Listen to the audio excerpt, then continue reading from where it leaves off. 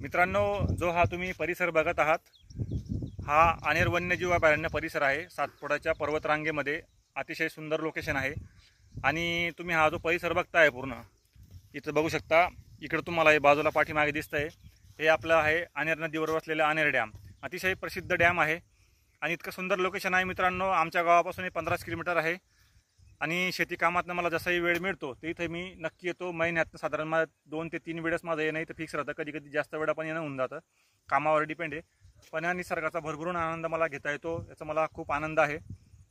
माझे जे मित्रपरिवार आहेत, कॉलेज फ्रेंड्स, तर ते जॉबला आहेत बाहेर, कोणी पुण्याला, मुंबईला, कोणी गुजरात साईडला।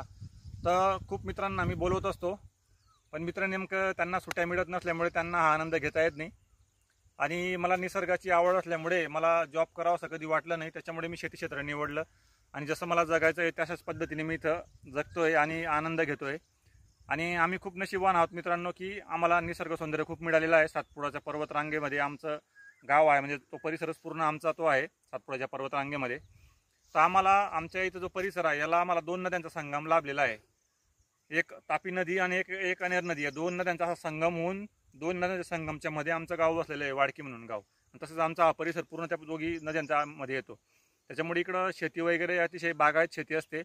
जवळपास सर्वच भाजीपाला पिके बागायत शेती इकडं होते आणि केळी हे मुख्य पीक आहे। त्यानंतर मग ऊस, मका, हरभरा हे इतर वेगवेगळे विविध पिकं आमच्या परिसरात घेतले जातात।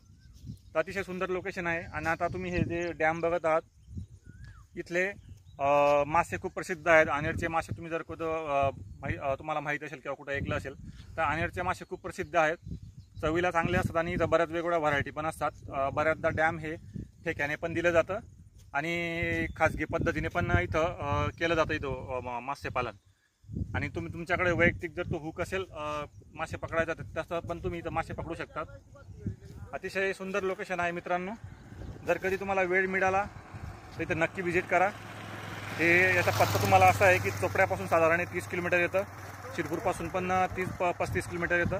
हे धुळे जिल्ह्यामधील शिरपूर तालुक्यामध्ये येतं आणि चोपडा शिरपूरच्या बाँड्रीवर हे डॅम वसलेलं आहे।